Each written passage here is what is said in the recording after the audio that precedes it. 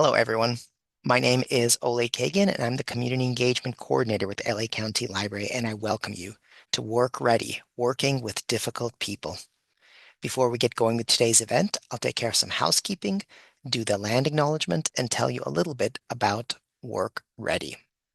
So if you can hear me and see the slide on the screen, then you're good to go. However, if you're having trouble hearing me or seeing the slide, do let me know in the chat and I will do my best to assist. If you'd like to listen to this presentation on the phone, you can do that by calling 1-669-900-6833 and using the access code 865-6660-1206 and the passcode 123123. Now, you may have noticed that the mics and video is disabled for attendees, and that is so that everyone can focus on our presenter for today. We do, however, welcome your questions and participation during the event. When our speaker asks questions, you can go ahead and answer those questions in the chat. And if you have questions that you'd like our speaker to address at the end of today's program during the Q&A, you can put those in the appropriately named Q&A box. And that's the one with the single speech bubble, where the chat is the one with the two little speech bubbles. All right, now let's do the land acknowledgement. The County of Los Angeles recognizes that we occupy land originally and still inhabited and cared for by the Tongva, Tataviam, Serrano, Kizh, and Chumash peoples. We honor and pay respect to their elders and descendants, past, present, and emerging, as they continue their stewardship of these lands and waters. We acknowledge that settler colonization resulted in land seizure, disease, subjugation, slavery, relocation, broken promises, genocide, multi-generational trauma. This acknowledgement demonstrates our responsibility and commitment to truth, healing, and reconciliation, to elevating the stories, culture, and community of the original inhabitants of Los Angeles County. We are grateful to have the opportunity to live and work on these ancestral lands. We are dedicated to growing and sustaining relationships with Native peoples and local tribal governments, including, in no particular order, the Fernandino Tataviam Band of Mission Indians, the Gabrielino Tongva Indians of California Tribal Council, the Gabrielino Tongva San Gabriel Band of Mission Indians, the Gabrielino Band of Mission Indians Kizh Nation, San Manuel Band of Mission Indians, and the San Fernando Band of Mission Indians. To learn more about the First Peoples of Los Angeles County, please visit the Los Angeles City County Native American Indian Commission website at lanic.lacounty.gov. All right, and now I'd like to quickly tell you about the Work Ready program. Starting in December of 2020, the library has been lending laptops and hotspots out of 27 library locations and presenting virtual events on a wide range of work-related topics in order to help people get a job, improve their work situation, and plan a more sustainable career path. To see over 50 of our past events, head over to the Work and Career playlist on our YouTube channel. The Work Ready program is made possible due to funds provided by the American Rescue Plan. And now I'd like to tell you about what we have coming up next time for Work Ready, and that is Work Ready, Smart Retirement Planning on Tuesday, October 22nd at 11 a.m. So not next week, not the week after, but October 22nd. Retirement planning can be tough. Join us for an informal dialogue between consultant Tiffany Dyson and her father, Jimmy Dyson, a grocery store worker, as they discuss the practical and widely applicable aspects of retirement strategy. I'm going to post that in the chat so that you can sign up for that program right away. And of course, it is absolutely free, just like all of our programs. And if you'd like to learn more about library programs, you can go over to our website at lacountylibrary.org. On the top right-hand side, click the events button. That gives you all the events. in person at our 85 library locations and also virtual. However, if you're interested in just virtual events, you can hover over that events button. It'll drop down, will come up. You hit virtual programming, and it'll give you all of our Zoom events just like this one for all ages, kids, teens, adults, older adults, and of course, all absolutely free. All right. And with that said, it's now time to introduce our speaker for the day. Lorraine Aguilar helps leaders and teams realize their highest potential by developing their ability to communicate powerfully with empathy. She has trained leaders at Apple, Microsoft, Nissan, and the Federal Reserve Bank of New York. Her internationally recognized training programs are based on nonviolent communication, or NVC, an empathy-based framework for mindful communication that promotes collaboration, connection across differences, inclusion, and belonging.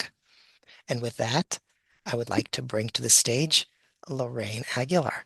Lorraine, the stage is yours. Oleg, thank you so much for that introduction. And I want to sign up for the next session that you just described. It's going to be a good one. Awesome. All right. Well, welcome to this session titled Working with Difficult People. And I want to acknowledge that this topic is a big umbrella.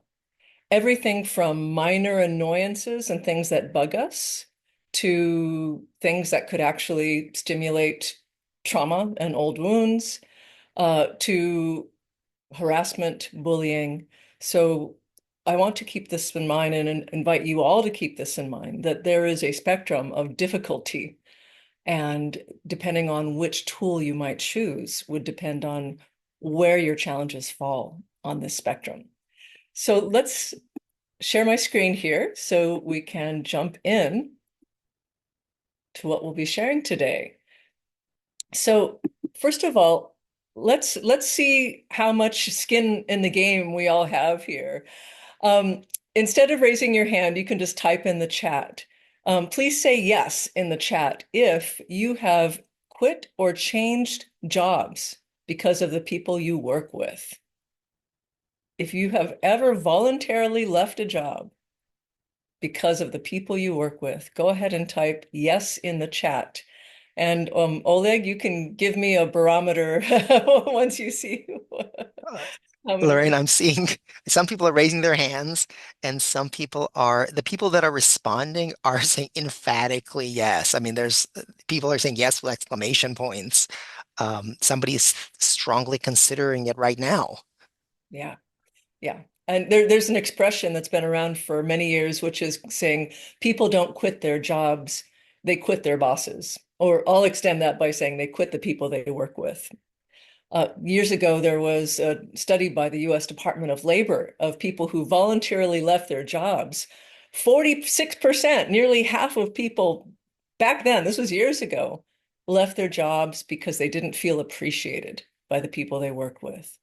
So that gives you an idea of how serious this is for job retention, job security. Our ability to work with others is so key, not only to our happiness, but as the next slide will suggest, also to our health. So here's the second question. So, Oleg, for those people who are in the chat, you might want to do a place marker when this new question starts. Type yes in the chat or raise your electronic hand if a stressful work relationship has ever impacted your health. And by health, we mean your physical as well as mental health. So raise your hand or type yes in the chat if a stressful work relationship has ever impacted your health. Well, I see 26 people. There's 125 people here right now, and 26 people have raised their hands. One person in the chat said, I ended up in the ER with spiked blood pressure. Wow. Somebody said, yes. Oh my gosh. Absolutely, yes. It sounds like, yeah, this is another one where yes, somebody says, yes, mental health. Are you Absolutely. ready for some not so fun facts? So a couple not so fun facts is that according to WebMD, the 75% of all doctors' visits are for stress-related ailments and complaints. So conditions where stress could be a major contributing factor. And this last one I'll share really blew me away. I was shocked when I read this, that between the years 2017 and 2023, we have seen a 300% increase in mental health leaves of absences from people's jobs. 300% increase since 2017 through last year. So that tells you how significant this issue is in the workplace, and not only as employees, but also as employers. This is something that we all need to focus on for our well-being on many levels. So let's look at what we can do about that in today's session. So I want to frame this with helping you recognize and step into your power as much as possible. So how do we recognize and use our power well to create as best as we can situations of working with challenging people, turning lemonade in from those lemons. So I want to remind us all that no matter what the situation, we do have choices. And these choices include, just like the serenity prayer would say, accept the things we cannot change. So that's always a choice that, okay, I might not like this job, but it is meeting some important needs for me right now. Not all of these needs. I'm not getting satisfied in certain areas, but it is meeting some needs. So I will choose to stay here for now. That's one choice. Another is, we call it, you can vote with your 2 feet. In most cases, we have the choice to walk away and get our needs met elsewhere. Now, there might be a price to pay for that, but it's still a choice. So, okay, the third choice here of the four that I've listed is we can change ourselves. We can change our behavior. We can change the way we show up to the job. And because we are interconnected as human beings, and we all know this, someone can enter the room or enter the meeting with a dark cloud over their head or in a really grumpy mood, and that can affect the whole vibe, right? Well, similarly, people notice the way we show up, whether we are aware of it or not. So us changing our behavior can actually directly or indirectly influence others. And then the last is the good old crucial conversation is we can speak with that other person. We can even make requests of that other person. So for today's session, we're going to focus on what I call the power moves, which are these last two, is how might we change our own behavior and actually speak with that other person in some cases in ways that can enhance the outcome of that relationship. So this is a good time if you would like to participate in the entire session to grab some paper and something to write with, because the interactive portion of this is going to be a journaling activity. And we'll be doing that a little later in the session. Okay, so let's look at the topics that we're going to cover under how we step into our power into these ways. So the three sections we'll cover is, first of all, the methodology, essentially, which is nonviolent communication. And what is it and how is it relevant to working with relationships that we find difficult?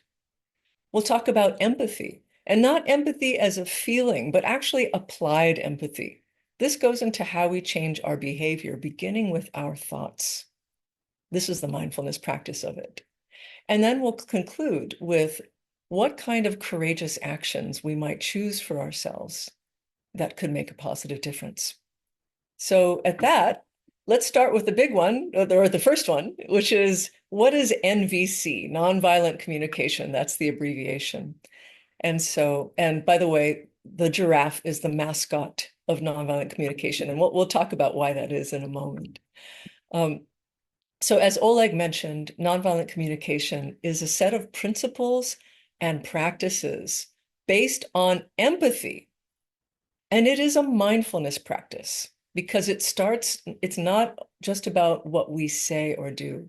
It actually begins with the way we think and how we perceive things and acknowledging our choice and our power at that level. And so emphasis on empathy and emphasis on mindfulness. And so it was developed back in the 1960s by an American psychologist named Dr. Marshall Rosenberg. And I had the privilege of actually studying directly with him while he was still alive. Um, and if you're curious, there's a lot of YouTubes of him teaching nonviolent communication if you'd like to learn more. Okay, so some questions that people often ask is, what's up with the giraffe? Why is that the mascot? And what's up with the nonviolent part of nonviolent communication? Is this a de-escalation technique or something? So let's start with the giraffe. The giraffe is the sort of unofficial mascot of nonviolent communication because of all the land mammals. It is the land mammal with the biggest heart. And many people consider nonviolent communication the language of the heart. How do we speak and listen from the heart in ways that help us connect across our differences and connect on the things that matter? So that's the giraffe. Now, what about the term nonviolent? Is because workplace violence is its own topic and is its own specialty. For today's session, and in general, nonviolent communication often does not focus on physical violence. It was inspired, the term nonviolent came from the inspiration when Dr. Rosenberg decided to coin the term. It was in the 1960s. And what was going on in the 1960s? Well, it was the civil rights movement with Dr. Martin Luther King Jr. and the nonviolent resistance that he practiced and preached. And similarly, it was the nonviolent movement that originally started with Gandhi and was adopted later by Dr. Martin Luther King Jr., the practice of nonviolence in India, which led to their freedom from British governance. So that's the origins of these. And let's actually get into the nuts and bolts of how we might use nonviolent communication. So we're going to go very quickly through each of these four elements of nonviolent communication. And please keep in mind that each of these elements could be its own full day workshop. Like seriously, this stuff goes deep. It's like a martial art, it's not just punching and kicking. There's so much to it. And so today's going to be a little taste, and then we'll give you an experience of putting it all together. So let's start with each of these elements because each one can help us. Each one is a tool that we can use in challenging relationships. So the first one is observations. And what we mean by observations is the ability to distinguish the actual facts, the things we observe, things that we say or do or other people have said or done, versus our interpretations or judgments of those facts. So, for example, if the fact is that a group did not agree with our proposal, well, the interpretation or the judgment is that they are uncooperative. So let's test this out for ourselves. In a moment, I'm going to stop screen and I'm going to stop share right now. I'm going to make a face. And I want you to type in the chat what you observe. Okay, you ready? Here we go. 1, 2, 3. Okay, type in the chat. What do you observe? Some people saying scary, excited and fun, surprise, nuts, alarmed, freaked out, like Oh getting a lot of surprised, Halloween, no. horror, elated. Somebody said major expressiveness, pretending to be a tiger, Actually, it's funny. I am a overwhelmed. costume this year.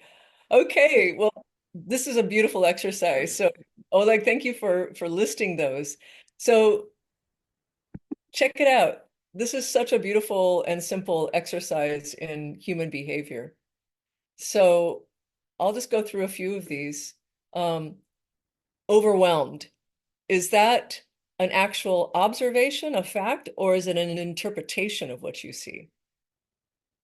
It's an interpretation. Clown, like being a clown, is that an interpretation or an observation?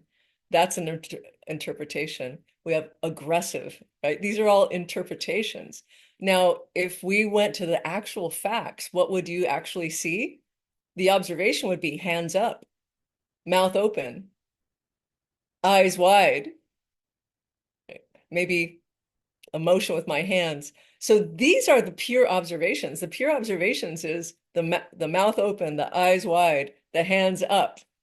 And yet notice how our brains work. This is not about you being right or wrong. This is not about trying to shame anyone. This is about appreciating how our brains work. Our brains, for our own safety and survival, are wired to jump to judgment, to jump to interpretation. That is the unconscious move. And so the reason that nonviolent communication is a mindfulness practice is now we can actually become conscious of the unconscious and say, okay, is she really excited or overwhelmed? Or is it something else? By actually saying, I just noticed that her hands are up, her mouth is open, her eyes are wide. So this is the power move. This is the difference between misinterpreting our actions for their intentions. And I'll invite you in the chat. Please say yes in the chat if you've ever experienced someone misinterpreting your words or actions and assuming ill intention when you did not mean any harm. Has that ever happened to you? This happens all the time because of what we just noticed. In the same way that your brains jumped to an interpretation, we often do that with the people in our lives. And sometimes it's correct and sometimes it's not. If I started tearing up right now, is that because I'm sad? Or is it because I'm having an allergic reaction? So this is again is stepping into our power to discern and uncouple. Oh, I'm making a story about this. Here's the fact. Here's the story I'm making up about the fact. Here's the meaning I'm giving to it. And so this is the power move because that meaning may or may not be true, and we can take the time to check that out.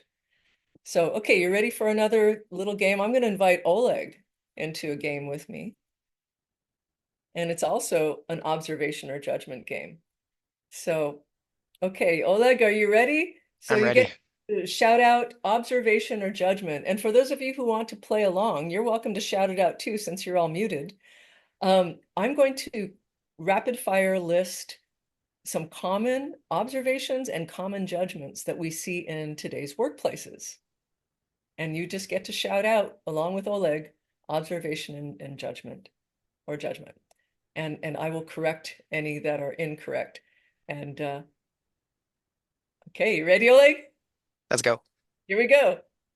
He's not a team player. He's not a team player. That's a judgment. Correct. She's disrespectful. Judgment. Correct. They are uncooperative. Judgment. Correct. They rejected our proposal. That's an observation. Correct. She's a difficult person. Judgment. Yeah. And did you notice that that's the title of our session, Working with Difficult People? The title itself is a judgment. So, okay. He talks too much. Ooh. Uh, that's an observation. Ah, okay. And this is very common, by the way. When I do this with groups, it's a, a lot of people say, you talk too much. That's a fact. Right? And the truth is the too much is really our interpretation of that. And Well, that was a close one. yeah. And Oleg, I wouldn't be surprised if you might have thrown that in just so we could have a learning moment because No, that's that. I mean, this is like the first thing. Yeah, yeah. But it's interesting how we are so fixed on, yes, this is the way it is. You really do talk too much, right? That's a fact. The fact is, no. Chances are that person's not talking enough by their judgment of themselves, right? Or else they wouldn't be going on and on. It's too much for us. So the underlying fact would be that this person is talking more than I enjoy. That's the fact. You're talking more than I enjoy, or more than I would like you to talk. That's the fact. You're talking too much is the Mhm. interpretation. Ah, So, and I just want to point out, how is this relevant in our relationships? And I noticed someone asked early in the questions, can this be applied to family relationships as well as work?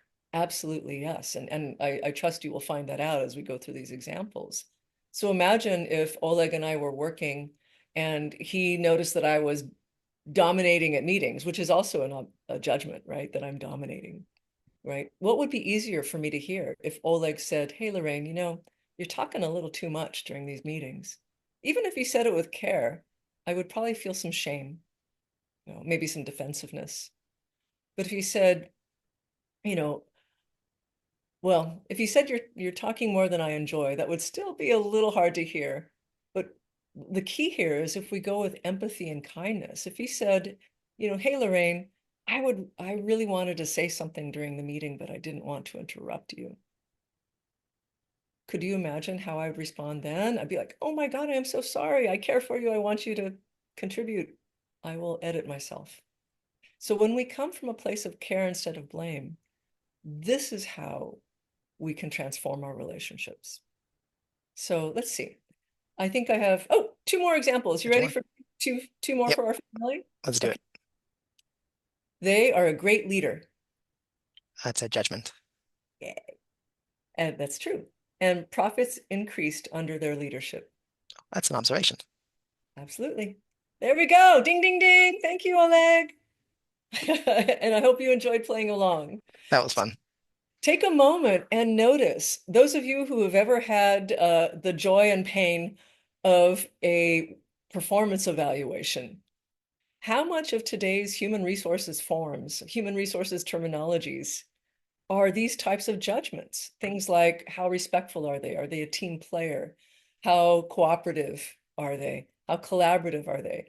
So a lot of our performance, that things that our pay and our promotions are based on judgment. So just notice that and see how much, if we are in a feedback situation or a performance evaluation situation, how can we tease out the observation versus focusing on the judgments, which are much harder to work with. I can work with an observation. Tell me the facts. But if you just say I'm disrespectful, I may not know what you're talking about. So, okay, moving on. As I just wanted to emphasize, as I pointed out earlier, that just the title alone of this session is a judgment. What would be the underlying fact? Working with people that I experience as difficult would be the fact.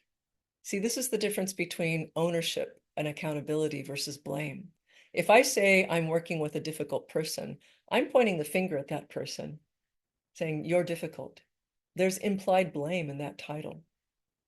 So I love the expression, for every finger we point, there's three fingers pointed back at us. So if I were to actually accept accountability for my judgment, instead of saying you're difficult, I would say, I have difficulty working with you. So now I'm owning my experience. And this is the first step to power. And it's going to be a lot easier if I'm negotiating with this person or making a request, is stepping into my power by, instead of saying blame, you're difficult, saying I'm having difficulty working with you. So try that. And parents, you could even do that too. Instead of, you're such a difficult child, right? I'm having difficulty knowing, knowing how to parent you. But I don't know if that'll work or not, but you can see the shift in power. So moving on, the next element of nonviolent communication are feelings. And that's our basic emotional intelligence. our emotional literacy? Can we be in touch with our emotions and be aware of them and work with our emotions so that they don't work over us, right? Can we manage our emotions so that they do not manage us? And managing doesn't mean suppressing, it means honoring them. So here's an example of feelings versus thoughts, one of the big distinctions in nonviolent communication, which is I feel sad versus I feel disrespected. So a lot of these thoughts we call faux feelings because they imply interpretation and blame. I feel disrespected. I feel gaslighted. I feel manipulated, right? Are those true emotions? Actually, those are interpretations that imply blame. I feel gaslighted. That means you're gaslighting me. I feel disrespected. They're going to hear that as you think I'm disrespectful, right? So be aware that a lot of the things that we call feelings are actually faux feelings and things that imply blame. And so if we use those terms, manipulated, disrespected, gaslighted, etc., that'll chances are that'll blow up a conversation because of the implied blame. If we say, I feel sad because you said this and your actions did not match that, right? And I'm feeling sad because I'm questioning your sincerity. So I'm not saying you're insincere. Again, I am owning my experience. I'm questioning, whether because your actions and words aren't matching, I'm questioning whether, what is truthful here. Can you see how that would be a much more effective conversation than you're gaslighting me? So, okay, that's a quick touch on feelings versus thoughts. And you can probably see now why each of these could be its own separate workshop. So, truth be told, I could probably keep you here for 10 solid days with fresh content. It goes that deep. Okay, here's a challenge on feelings and our own awareness, tying together what we've learned so far.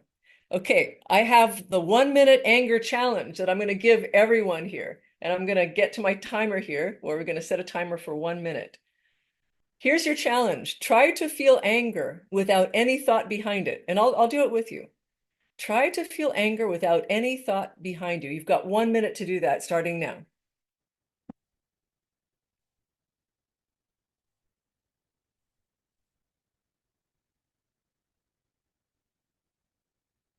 No thoughts, no images, just pure anger.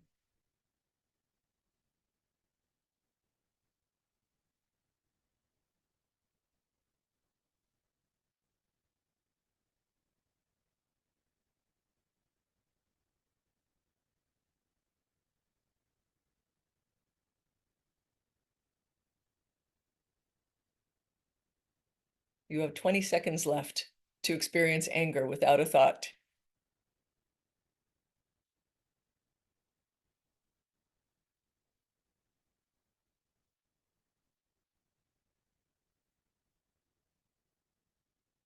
5, 4, 3, 2, 1.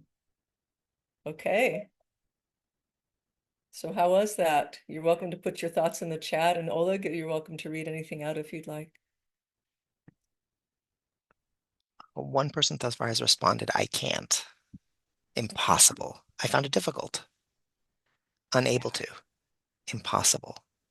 yeah. Anger needs an object. Somebody said, can't make it happen. I've got to say, from my own experience, I was playing along as well, and I found that I could make the gestures of anger and I could tense up my body and everything, but it was hard not to think of things for a full minute. Ooh, I like your technique because some maybe that might trigger some muscle memory by doing that. And even with that, yeah, that it was difficult. Yeah, I see. So Yeah, some other people also said I did the way I did it was make angry faces and growl. Yeah, and somebody said I was angry for the sake of angry, and it felt contrived. yeah, yeah, not sincere. Exactly. So thank you. Thank you for sharing that. And so the takeaway that I want you all to get from this activity is that all of the negative emotions that we experience are a direct result of the thoughts we have. It's, for example, it's not that someone punched me in the arm. Well, actually, I can feel physical pain, right? But it's usually the pain that lasts long beyond the sensation of the punch.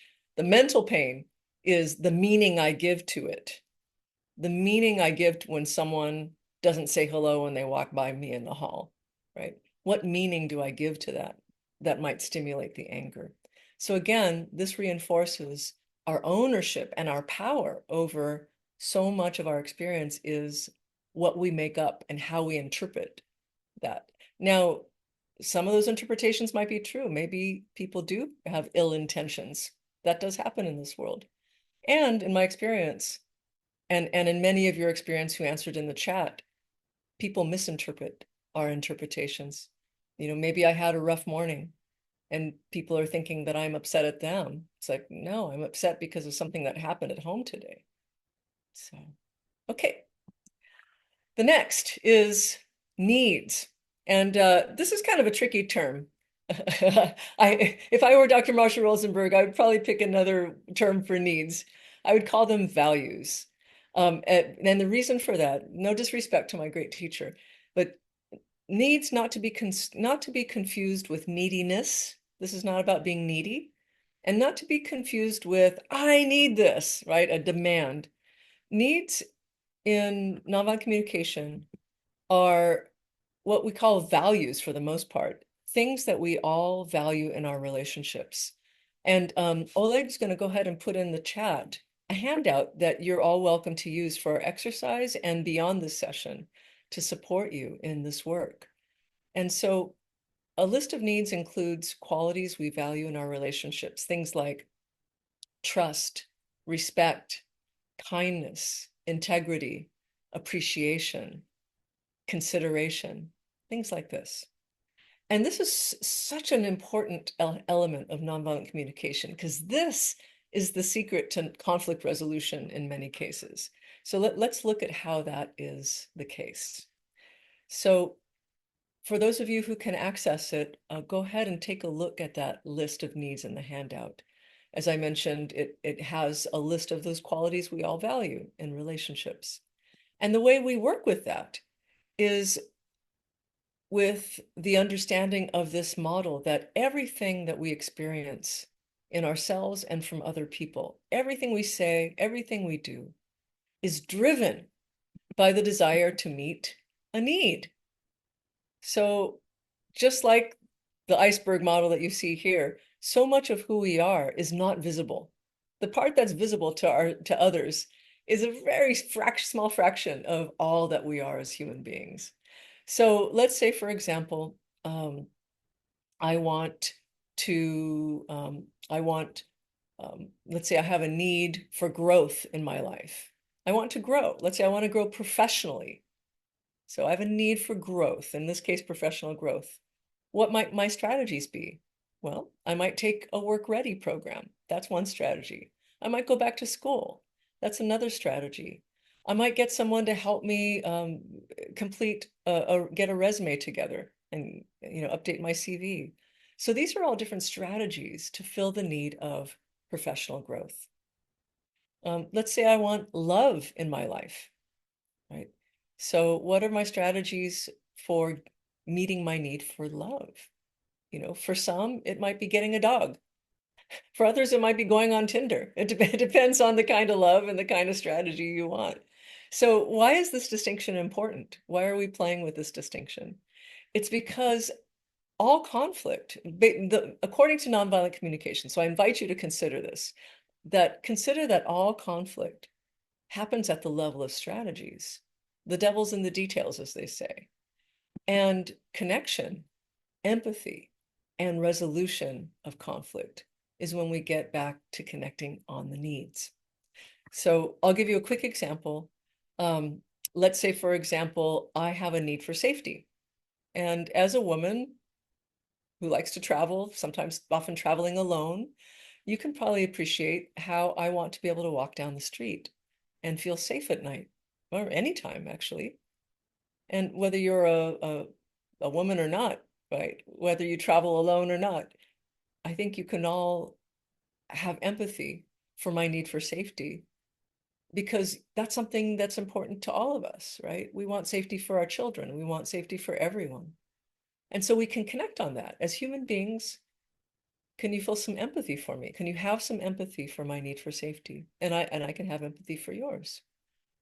So here's this sweet, sweet moment of connection. Now let me completely blow it apart for some of you by saying that, what if I said that my strategy for safety is that I carry a loaded gun in my purse at all times? I don't, but imagine if I did. For some of you, that might actually be connections. Like, yeah, sister, I do too, right? Depending on your feelings about guns. I would say for many of us here, probably most of us, it would be disconnecting.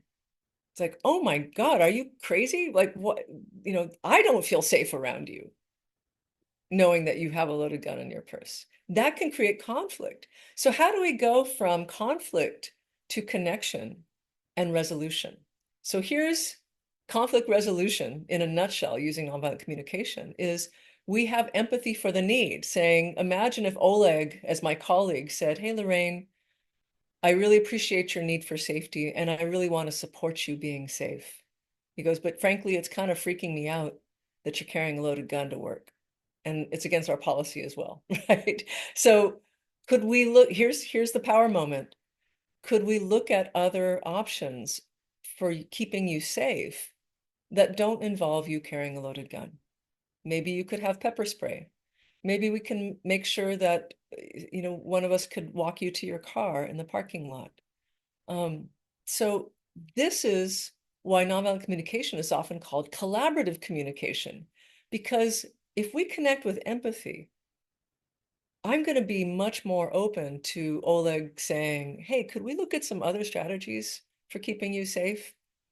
I'll be much softer in my position. If he went straight to the strategy saying, hey, Lorraine, it's freaking us all out that you have a gun, chances are I'll be defensive and I'll defend myself and I'll explain why it's important to me, right? I'll be like, no, this is important to me, back off.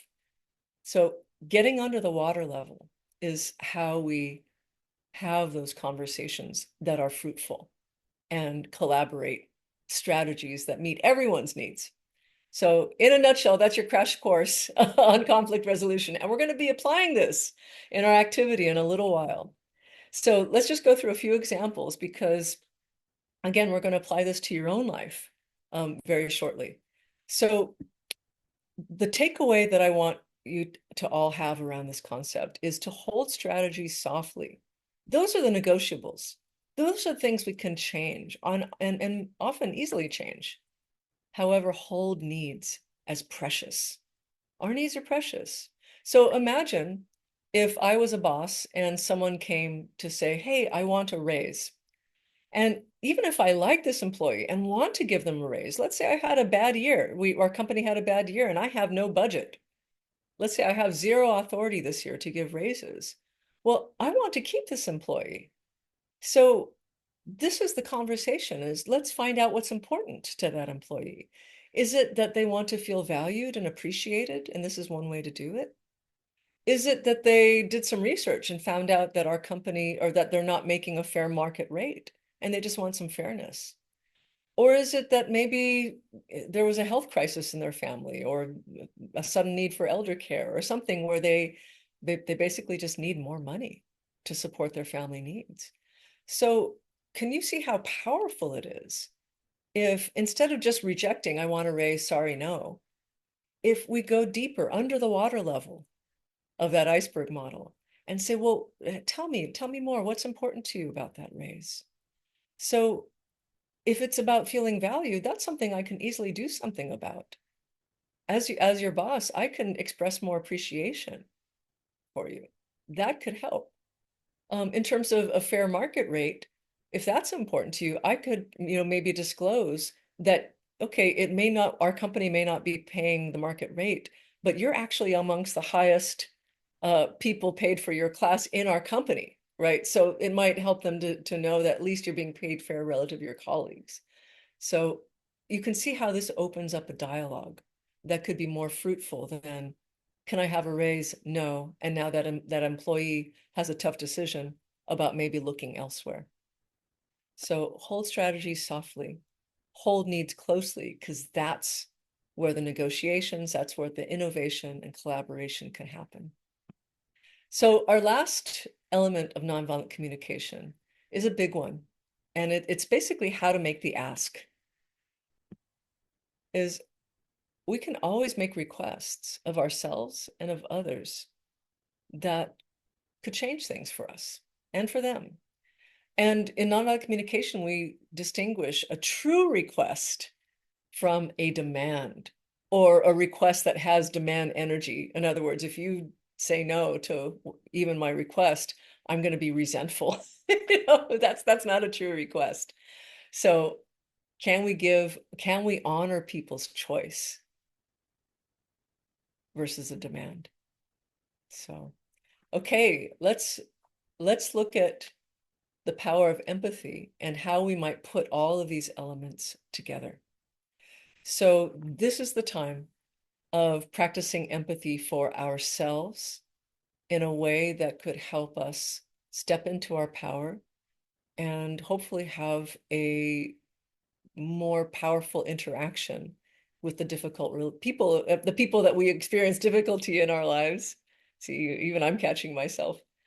Um, and have more fruitful conversations and behavior changes.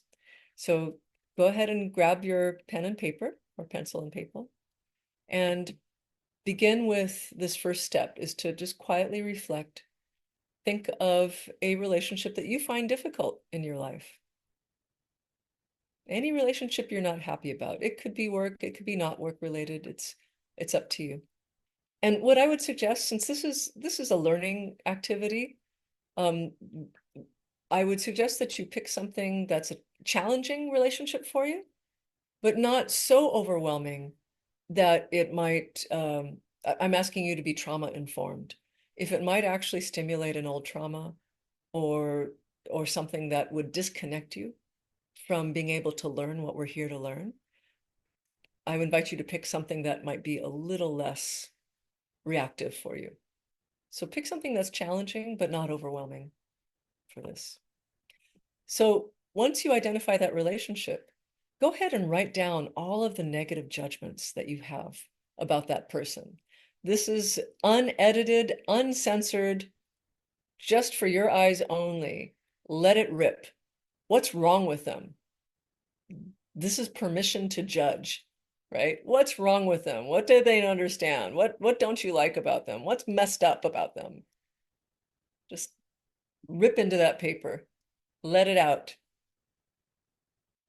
If nonviolent communication is called giraffe language, this is what we call the jackal language. That's the other animal in nonviolent communication, that raw survival instinct animal in us, the jackal. Rah, you know, let it out. And once you've written down all of these negative judgments, which I imagine is a pretty easy task for most of us, this is the power move. And this is the tough move, is now write what are the facts on which those judgments are based? What is the fact or facts on which the judgments are based? What did that person say or do? What did those people say or do that led you to interpret their behaviors in all the ways that you wrote down in your judgments?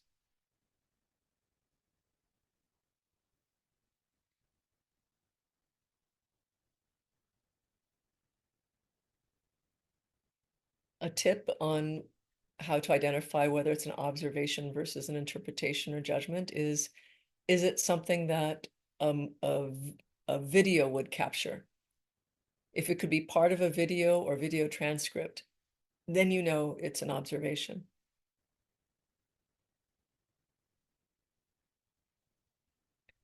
And remember the exercise with my hands up and the mouth open, right? It's not, observation wasn't that I was surprised or overwhelmed.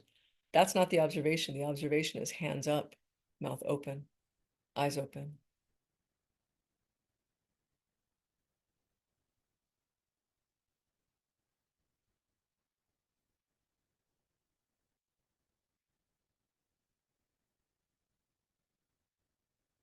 And one last reminder before we go to the next step is remember the one about the person talking too much?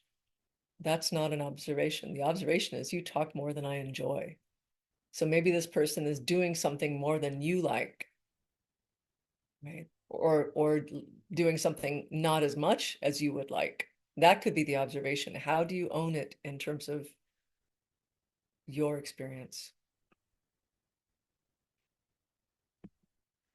Okay, once you've written that observation, reflect. How much of your unhappiness results from the facts versus your interpretation of the facts?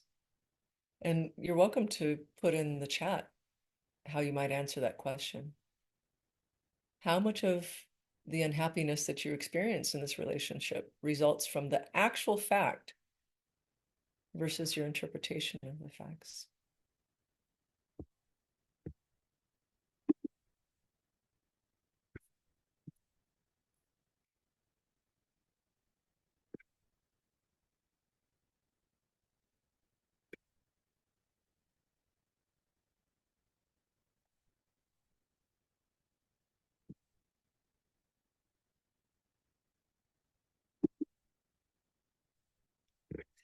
I think we have one. Okay, maybe 50-50. Got a couple. All could be caught on video, facts. Yeah. If we dig deep enough, the premise is that what we experience, just like the 1 minute anger exercise, is that it is our interpretation, it's our thoughts that create the negative feelings that are stimulated by the action, right? The action stimulates the thoughts, and the thoughts are what stimulates the feelings. And so let's take this a step further now and invite you to actually list the emotions that you experienced in this situation. What emotions do you experience?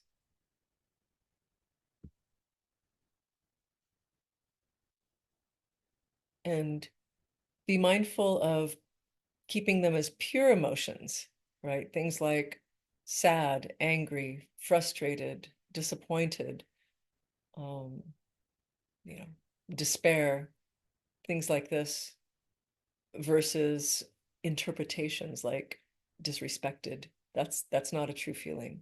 How do you feel when you interpret someone as disrespected? Well, maybe angry, right? Maybe annoyed, maybe sad. So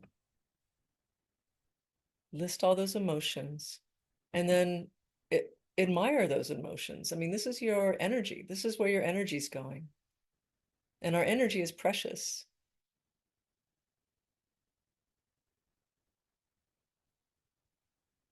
And you're welcome to put in the chat, what is the impact of these emotions on your well-being? How are these emotions that you're experiencing around this situation affecting you physically, affecting you mentally? Our well-being has so many layers.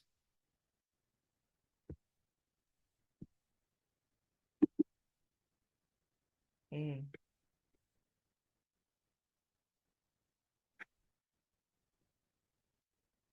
We have a question, is fatigued, exhausted a feeling? I would say so. It's one that could be a mental and a physical feeling. And we can have many emotions at once. Yeah. Got draining, affecting mental health. If we were doing an entire workshop on the feelings part, we would be spending a lot of time connecting with our bodies as we hold those judgments, as we hold those emotions. How is that even showing up, even in this moment? Is it neck tension? Am I clenching my jaw? I have a tightness in my belly. Am I fidgeting? So these things show up on micro and macro levels, and they affect our well-being. Okay, a few steps left here. The next one is from the handout that was shared by Oleg in the chat, go ahead and list for yourself the needs that are not being met or honored in this situation. From that list of needs in the handout, pick the ones that are not being met for you or not being honored for you in this situation. Is your need for respect not being met? Lorraine, Is I'm your gonna share the handout on the screen so that people can Oh, great take idea. a look at it if they can't see it. I don't know if I can share the whole thing. It might be too small. I'll But start to share. here, let me can see people can see part of it. I think you should be able to zoom in. I think that's most of it here. Yeah. Okay, thank you, Oleg. I appreciate that. So yeah, go ahead and list which ones are not being met or not being honored. Which qualities would you like to see more of in this situation?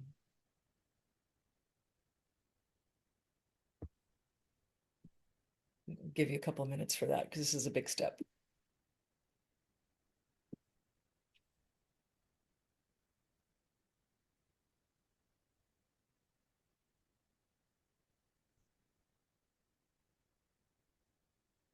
I see a question from Sylvia Shin. Hey, Sylvia, who needs to step out, asking if there'll be other handouts. Yes, there will be a follow-up with the PDF file of the slides. Oh, and thank you, Oleg, you already got that. You got my back. Thank you.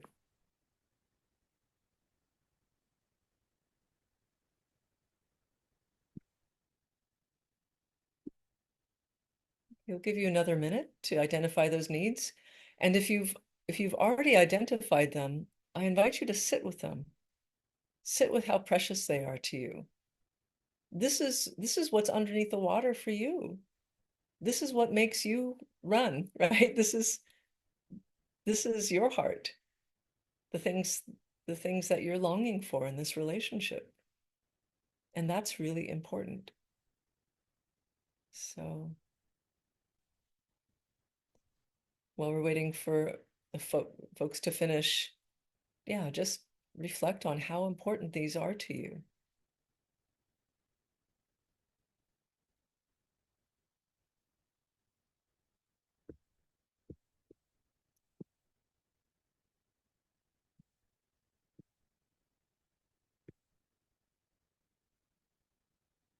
All right. So, oh, look, okay, if I go ahead and share my screen back again. Sure.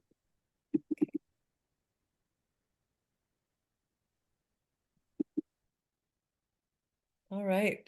So this is an empathy step right now, is to take a moment and give yourself empathy for the needs that are not being met.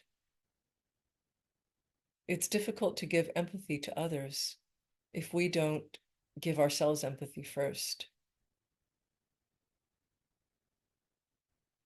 And in some relationships, some needs can be met through requests, through changes in behavior. And in other relationships, it's just not possible. So give yourself some empathy. Sometimes it could even involve some grieving that maybe these needs might be met, maybe they won't. If they won't get met, then that is some grieving.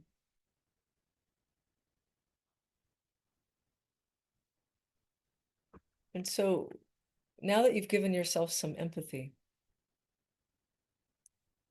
here's the last element, which is what might you ask of yourself or of the other person? We can always request a behavior change, or we could just check it out. If they're doing something that in our interpretation is not cool, right? We could bring it to their attention and have a conversation. So take a moment and ask yourself, what might you say or do? What might you ask of this person or of yourself that might shift things?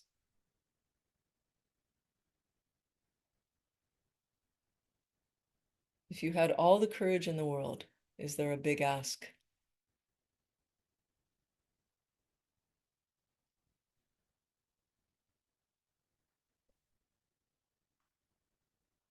Okay.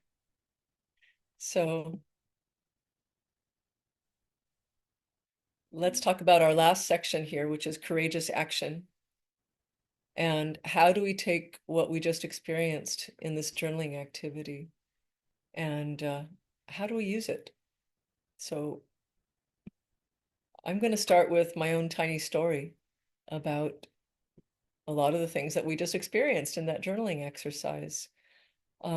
Years ago, I was part of, here, I'll stop share. Years ago, I was part of a leadership committee of a group of executive coaches. And I was the only woman on that small committee. And we would have our meetings sitting in a circle, and I would usually sit to the side of the director. And so, at any rate, I noticed something that I found so at first annoying and then eventually embarrassing that would happen during the meetings, which was that the director of that group, when people would say things in the meeting, he would often acknowledge them, saying, "Oh yeah, here's an idea. Here's what he thinks of that idea, etc." Well, whenever I would say something, he wouldn't acknowledge it at all. Nothing. It was as if I didn't exist. I felt invisible. And again, this happened over and over again. And there were two meetings where this happened, where I would say something and he would not acknowledge it. And I was thinking, this is weird because he's acknowledging everyone else, but not me. And so imagine if I just jumped to judgment, how I might interpret that. I could think, oh, he's a sexist because I'm the only woman, right? He's acknowledging all the men and he's not acknowledging the only woman. So how easily I could say he's a sexist, he's a misogynist, right? And maybe I could even make excuses. Oh, he comes from an older generation where women weren't in the workplace, excuses, right? So do you see how easy I could go into analysis, and judgment? And this isn't just like negative gossip stuff. If imagine if I mean, it's not small. Imagine if I gossiped and said, you know what? I think this guy is a sexist or misogynist. It's like I'm invisible in meetings. So now imagine if word got out in the workplace, in the organization, that he is a sexist. This could actually impact his future. It might actually stop him from getting promotions and opportunities. I could actually be derailing his career with my judgment. So this is powerful stuff. You can change people's lives for better and for worse by how we handle our judgments. So I am so grateful that we had the kind of relationship and I had the courage at the time to talk to him about it. So after the second meeting where this happened, I I came up to him privately and I just said, "Hey, you know, I've noticed in the last couple meetings when I say something, I've put some ideas out and you've said nothing." And I said, "Are you angry with me?" Or I said, "Is there something going on between us that we need to talk about?" And I still remember, this was many years ago, but I remember to this day, like his eyes got really big and his mouth dropped open. He looked shocked. He's like, "You said something?" And that's when he told me that when he was in the military many years prior, he had lost most of his hearing. So he's completely deaf in one ear and partially deaf in the other ear. And I sit normally on the side of the deaf ear. And he confessed to me that he doesn't like to, you know, um, advertise his disability. And so he looks at people's mouths when they speak. And so if he can see their mouths and turn his good ear to them, then he's okay in meetings. But he never saw my mouth, so he didn't know I was speaking. And so imagine if I hadn't checked it out with him. And imagine if had I gossiped about it. That could have derailed his career had that translated into a workplace situation. So this is the power of checking out judgments and not just holding our interpretation as fact. Because as a common human experience is we've, I would guess that we've all had our behaviors misinterpreted at times, not to our advantage. So I tell you that story to encourage you to take courageous action and check things out with that person, because I have seen so many times, especially as an executive coach, where I get a lot of confidential information, right? That's not told to other people, how much stuff happens behind the scenes that we may not be aware about of. So this is the takeaway: is when in doubt, check it out.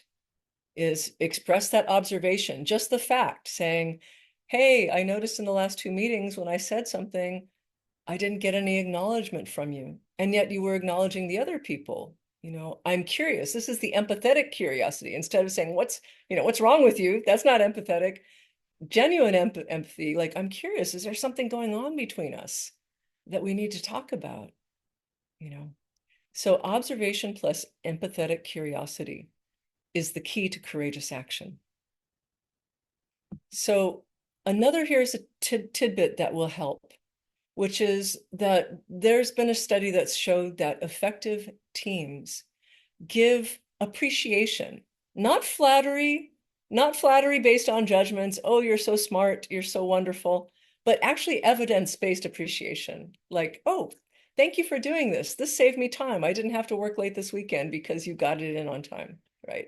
So if you appreciate appreciation 5 times more than constructive feedback, that is the recipe for a successful relationship with your team, and I would dare say with your families. Because when people feel valued for the positive differences that we make, that's acknowledging their power to make a difference. And when we have that as the currency in our relationship, even poorly delivered feedback can be well received. I imagine that most of us have someone in our lives that we love and who loves us, that they could just tell us something really raw, like, hey, don't be a jerk, Lorraine. And because I know they love me, I can, I can hear that with love. So in nonviolent communication, we put it's easy to put so much emphasis on the words. Did I say it right? But honestly, if we build our relationships with appreciation, that even if we say it poorly, they're still going to hear the care and the support behind that feedback. So that is probably one of the most powerful things I could leave you with, which is to start practicing open gratitude and appreciation, not flattery. Flattery is based on judgment. You're so smart, you're a rock star. No, actual evidence-based appreciation, right? Like, hey, I appreciate you taking the time and care to invite me to lunch. As the new employee, I help me feel welcome, right? That's that's the kind of appreciation that people love to hear.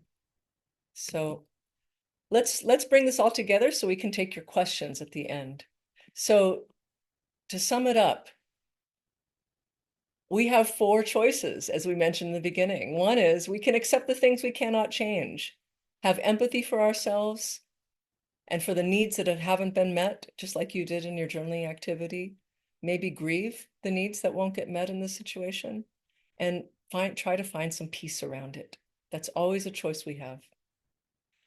The second is we can use our 2 feet and walk away and get our needs met elsewhere. The third is we can change our behavior, and that starts with changing our thoughts, right?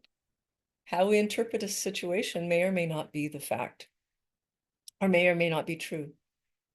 And so we can always speak with the other person to check it out. So at that, our last activity is a reflection, and this is also a journaling one. And I invite you to invite wisdom into yourself. And the way that I like to invite wisdom is to start with my body. And you're welcome to go through this activity with me, is to feel the weight of yourself on the chair. Feel where your body meets the chair. Feel where your feet meet the ground. Feel the breath coming in and out of your body. We are an alive human being. having a physical experience of our body. Take a note of any muscle tension or discomfort. Give yourself a little empathy for that. And on your next exhale, invite you to release that.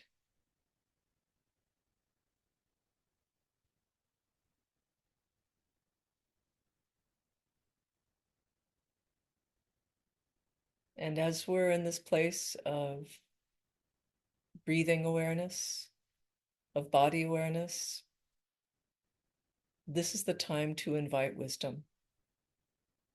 And I'm going to ask this question, kind of like a Zen riddle. What does wisdom want me to know? Ask that of yourself. What does wisdom want me to know in the context of this challenging relationship, of this relationship that I'm experiencing difficulty? What does wisdom want me to know? Take a moment to reflect on that and write down what comes up for you.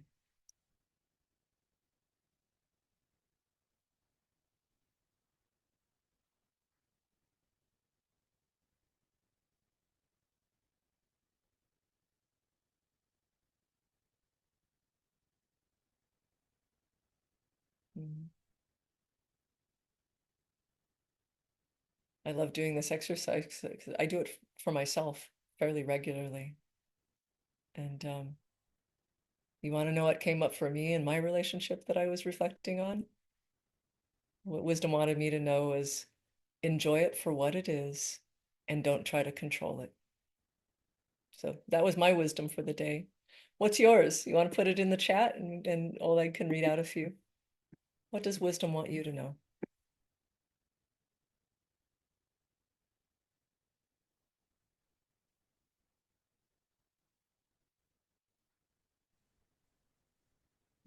That it's okay,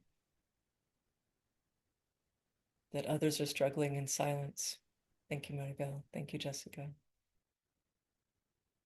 To let things go and always try to start a day fresh.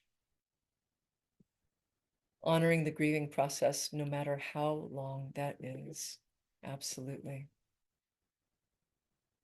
And you can't change the person. You can only change your reaction to that person's behavior and insecurities. The other person didn't know that they upset you. Value your wisdom and peace of mind. Wisdom wants me to go with my instincts. Yeah, that's that's what that lion in the beginning is here is reminding us.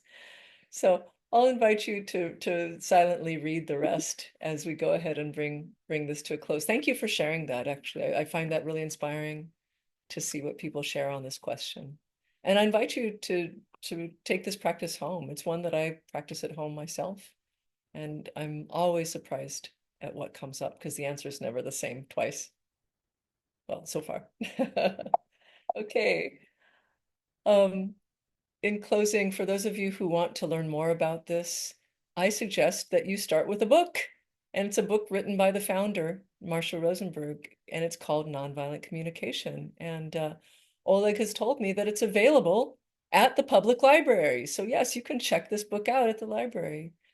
And one of my projects that I'll be starting sometime before the end of the year, if you don't mind being patient, is you're welcome to get on my mailing list, and I'll be sending out monthly tips and little training excerpts, little short videos from past trainings that'll give you tips on how to apply nonviolent communication to your life. Mostly in work context, but as you can probably tell from what we've done today, they're universal skills for all of our relationships. So you can either scan the QR code or, oh, I think we have in the chat. There we go. Oleg put, thank you, Oleg, you've got my back. If you cannot scan the QR code with your phone, you can just click the link on the chat to get on the mailing list. And I don't share your information or sell it, and you can unsubscribe at any time. And so moving on, oops, that concludes, oh, a second. Why is my slide? Yep, that concludes our presentation. So at that, Oleg, thank you for being my wing person. I understand this is time for Q&A. My favorite part of the presentation usually, although I found the presentation very insightful and interesting. And I took a few things, and I think that everybody did as well.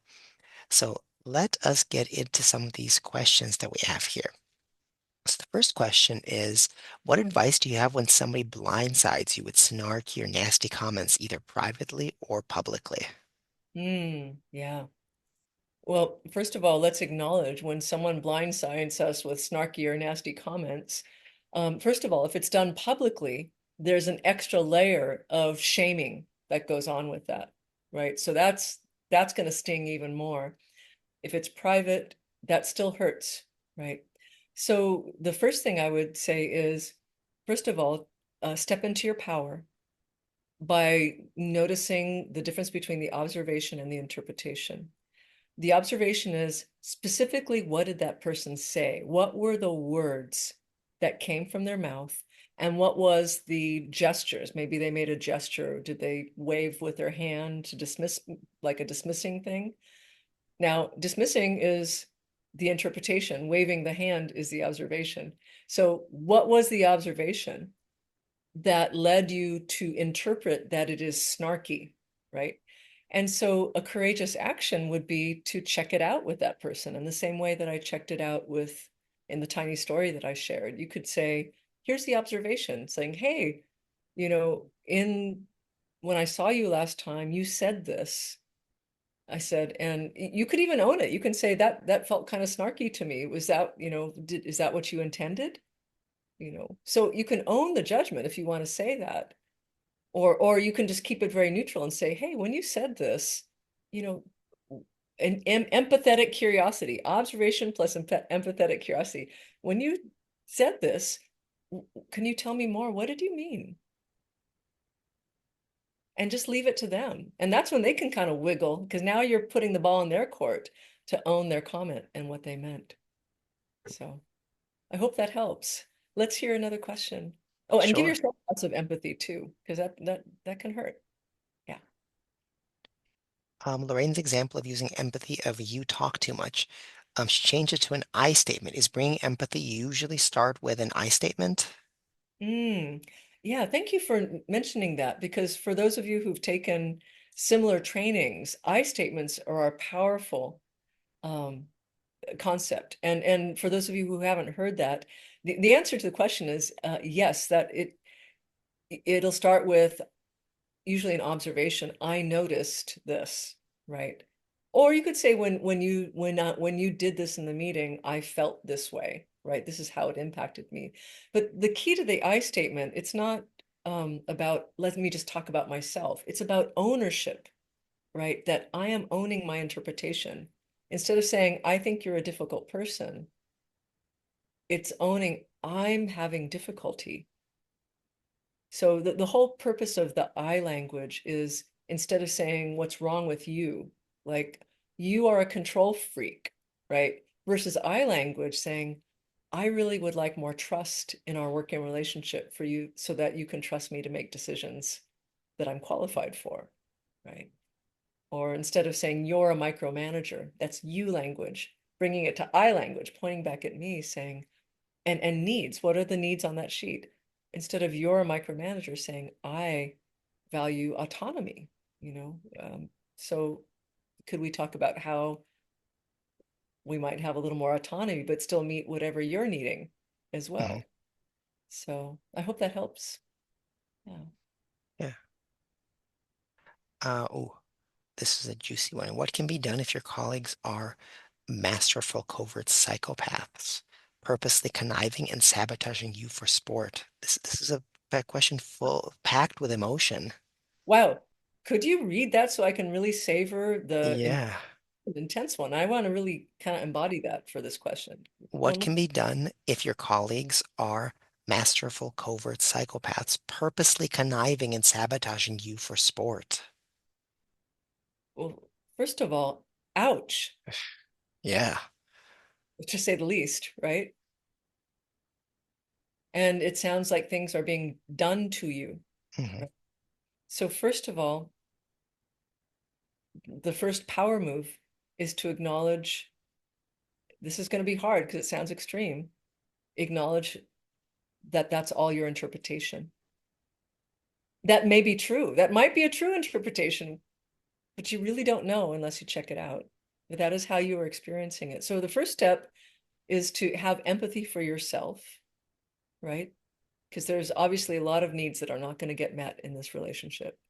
Have empathy for yourself and also have ownership and understand that the conniving, the doing this for sport, the psychopath, all these are labels that you are giving them, their interpretations based on their behaviors. So you have four choices in this situation. One is accept it as it is and try to find some peace. Say, say maybe this isn't going to change and I'm not going to change. So I'm just going to do my best to find peace with it as it is. That's one. The second is you can walk away. Is this a relationship? You can leave this relationship, get your needs met elsewhere. That's the second choice. The third is you can change your behaviors. So, are they jumping on you when you say or do a certain thing? Maybe you can change the way you do that and not give them the bait, so to speak. That could be one. And then the fourth is, and you'll all get a copy of these slides as a reminder, is you could talk to them about it. And if you talk to them, you can apply the formula observation plus empathic curiosity. You probably have to do some inner work to be able to approach them without blame. But if you can stay as neutral as possible and say, hey, when you said or did this, what did you mean by it? Because I experienced that as very hurtful. So it requires some courage and some vulnerability.